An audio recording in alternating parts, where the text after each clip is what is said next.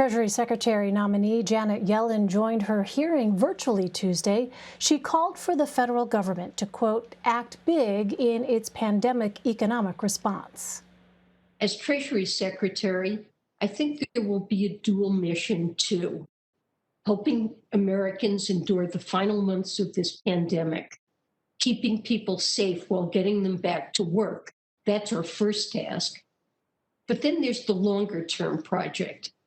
We have to rebuild our economy so that it creates more prosperity for more people and ensures that American workers can compete in an increasingly competitive global economy.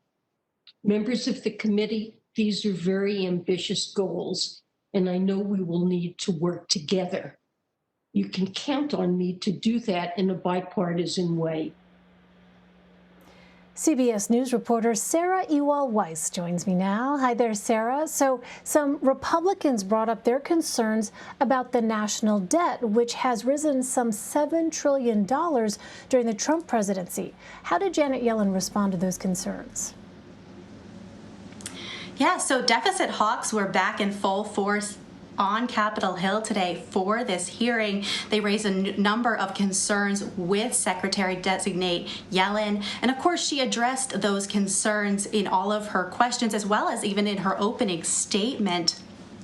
She did acknowledge that at some point in time, we will have to address the deficit and sustainability. However, her main concern right now is not the deficit. It is the coronavirus pandemic and resulting economic crisis. She says that needs to be addressed now, and if it is not addressed, it could result in a greater debt in the future and more suffering for Americans. She did note that right now interest rates are at historic lows, and while she wouldn't say if those interest rates may go up in the future, she does not expect them to. So she's looking right now at making sure we invest currently for long-term growth, which could also help with the deficit. Of course, some Republicans did mention that the Treasury Secretary is the, quote, voice of fiscal sanity, and she did acknowledge that she will be that voice moving forward.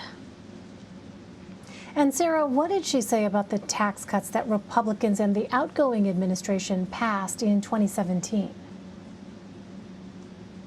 Yes, so on the campaign trail this year, Republicans on numerous occasions said if Joe Biden wins, your taxes will go up.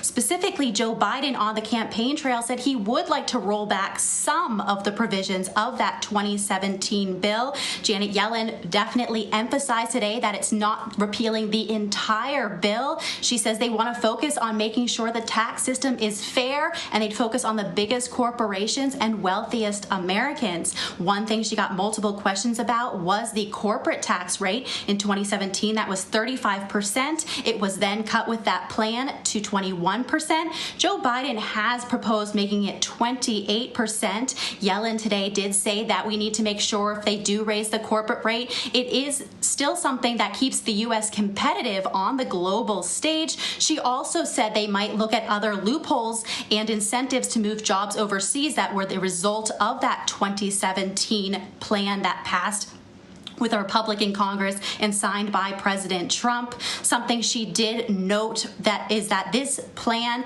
to increase some taxes on the wealthiest Americans and corporations is not something they will do in the immediate future, with the economy being in the shape it is because of the coronavirus pandemic. She also did say that any tax increases or ways they look at revenue will be in a larger package. They are not going to do these as individual efforts, but to raise revenue for future proposals down the road if it comes to that. And she did get into some of the ways that they might help reduce taxes on families. There was talk of tax credits, including child care tax credits and tax credits to help people with housing. So that is something that they're also looking at in conjunction with some of these increases in the future on the wealthiest Americans and biggest corporations. We know so many millions of Americans have been looking to Washington for some help at all, any help they can get during this pandemic. All right, Sarah Ewall-Wice for us. Sarah, always great to have you. Thank you.